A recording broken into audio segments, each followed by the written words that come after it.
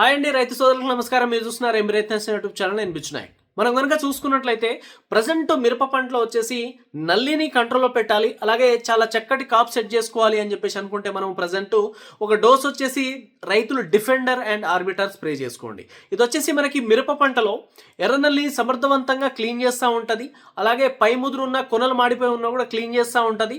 అలాగే దాంతోపాటు మనకి చాలా చక్కటి గ్రోత్ వస్తూ ఉంటుంది. ఆ వచ్చిన గ్రోత్ కాస్త బ్రహ్మాండంగా కాపుగా మారే అవకాశాలు ఉంటాయి. సో పూత రావడం, గ్రోత్ వచ్చిన తర్వాత ఇమ్మీడియట్గా పూత రావడం. ఆ గ్రోత్ కూడా ఎలా వస్తుంది? కాపు తెంపించిన తర్వాత మనకి సైడ్ బ్రాంచెస్ వస్తాయి.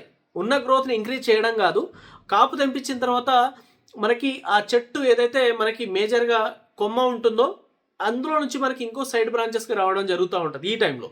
సో అలా జరగాలి అంటే ఖచ్చితంగా మీరు ఎకరాకి ఒక బ్యాగ్ చొప్పున యూరియా వేసుకోండి కాపు తెంపించిన తర్వాత. ఎలాగో లాస్ట్ స్టేజ్లో ఉన్నాము, ఇబ్బంది ఏం లేదు. ఖచ్చితంగా 2 తళ్ళకి ఒక్కొక్క తడికి ఒక్కొక్క బ్యాగ్ చొప్పున యూరియా ఇచ్చుకోండి. ఆ యూరియా ఇచ్చిన తర్వాత మీరు ఒకసారి కనుక ఈ డిఫెండర్ ఆర్బిటర్ కనుక పైన స్ప్రే చేసుకోగలిగితే నల్లి క్లీన్ అయిపోయి చాలా చక్కటి గ్రోత్ వచ్చి ముదురు క్లీన్ అయిపోయి అలాగే చాలా ఎక్సలెంట్ మనకి పూత రావడం జరుగుతూ ఉంటుంది. ఆ వచ్చిన పూత కాస్త మీకు చాలా చక్కగా కాప్ సెట్ అవ్వడానికి అయితే అవకాశం ఉంటుంది. సో దయచేసి ఈ టైంలో కాప్ సెట్ చేసుకోవాలని అనుకునే రైతులు ఒకసారి డిఫెండర్ ఆర్బిటర్, ఆ తర్వాత మీరు ఖచ్చితంగా ఒకసారి వారధి, ఈ 2 కనుక స్ప్రే చేసుకోగలిగితే ఖచ్చితంగా ఎకరాకి ఒక 6 నుంచి 8 క్వింటాల్ కాప్ సెట్ అవ్వడానికి అయితే అవకాశం ఉంటుంది.